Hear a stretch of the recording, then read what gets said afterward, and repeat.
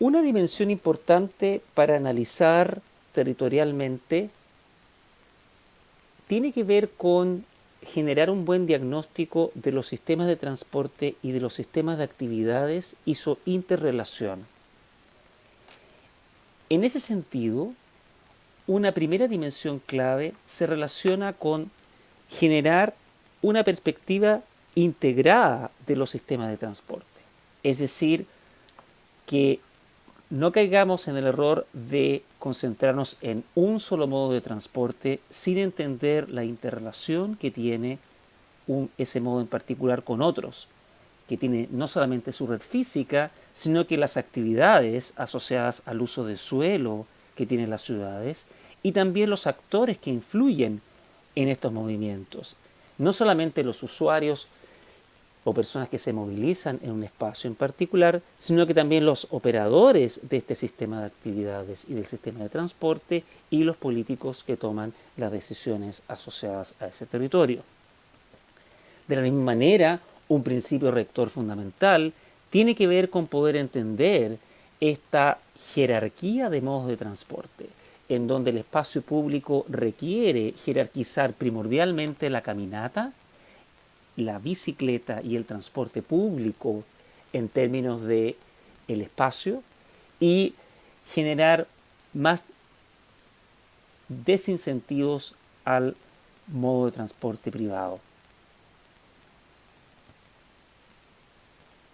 Una mirada de esta índole implica generar preguntas críticas asociadas a, por ejemplo, cómo se reparte el espacio público en términos de distintos modos. Por ejemplo, en este caso, donde tenemos un gran espacio para el transporte privado y en donde los peatones y las bicicletas son dejadas en un espacio público marginal. Esta mirada integral debiese evitar estos sesgos de inequidad. Un esquema bastante útil para poder realizar tanto un diagnóstico como una primera mirada del impacto que tienen las distintas intervenciones en el espacio es el llamado esquema de Mannheim. Mannheim lo que establece de manera muy sencilla es que uno puede clasificar dos tipos de sistemas en el espacio. Un sistema de actividades asociado a las distintas eh, cosas que realizan las personas durante el día, en el tiempo y en el espacio, y un sistema de transporte. La interacción de ese sistema de transporte y sistema de actividades ocurre a través de lo que él llama el patrón de flujos, es decir, el volumen de personas y los movimientos que ocurren. Uno debería además extender esta mirada de flujos y de posibles, por ejemplo, congestión vehicular, que tradicionalmente se usa en la ingeniería de transporte, a también una mirada mucho más amplia asociada, por ejemplo, a la experiencia de la movilidad de las personas. El sistema de actividades en ese sentido está asociado a lo que efectivamente ocurre, es decir, las actividades sociales, económicas y de servicios que tienen lugar en una cierta zona. Y el sistema de transporte no solamente incluye la infraestructura y los vehículos, sino que también cómo opera este sistema de transporte, es decir, sus tiempos de viaje y sus frecuencias, por ejemplo. El patrón de flujo, tal como dijimos anteriormente, no solamente considera el volumen de personas y objetos como tradicionalmente se plantean en este tipo de análisis, sino que debiesen considerar una mirada más amplia, por ejemplo, asociada a la experiencia de movilidad. De esta manera, entonces, este esquema nos permite, por una parte, entender y generar un diagnóstico de cómo es el sistema de actividades actual en un cierto territorio, cómo influye en este patrón de flujos y a su vez de qué manera indirectamente esa configuración del sistema de actividades y del patrón de flujos resultante influye en el sistema de transporte. Esta relación entre uso de suelo y transporte. Y de la misma manera, cómo el sistema de transporte genera un impacto en el patrón de flujos y permite entonces unas consecuencias en el sistema de actividades. Eso no solo sirve para vislumbrar cuáles son las posibles dimensiones clave de diagnóstico, sino que también permite entender cuáles son los potenciales impactos de una intervención. Por ejemplo, una intervención en el sistema de transporte que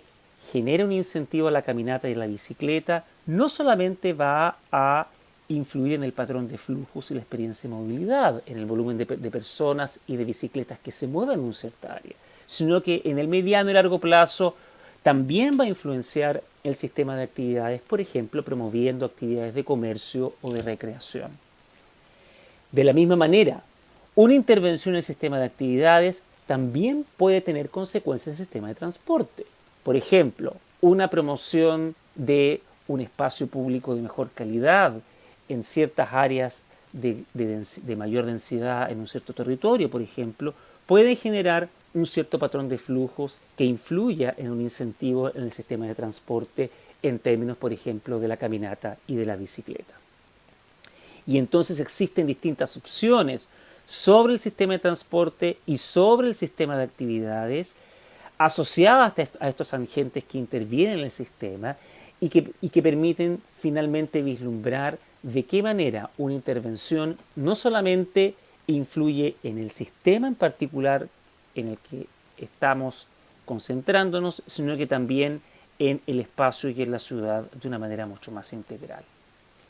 De esa manera también podemos entender entonces cómo hay un flujo permanente y dinámico entre las intervenciones del sistema de transporte y el sistema de actividades que resultan en un patrón de flujos, en volúmenes de personas, en ciertos niveles de congestión, pero también en una experiencia de movilidad.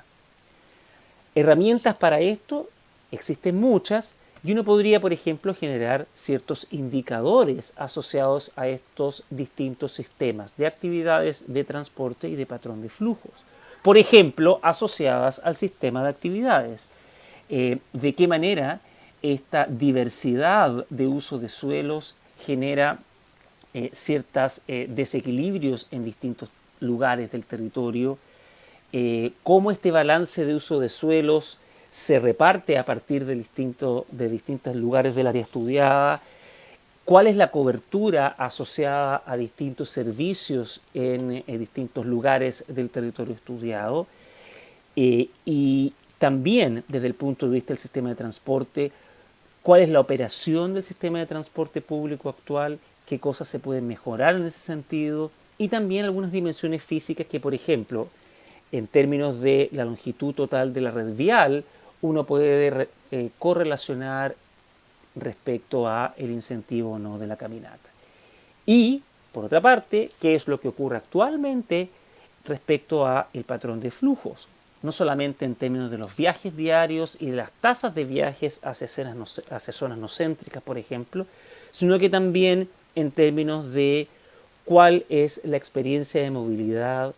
en los distintos territorios estudiados, lo que puede generar tanto una condición de diagnóstico, pero también una herramienta prospectiva respecto a cuáles son las potenciales consecuencias de intervenciones en el sistema de actividades o en el sistema de transporte.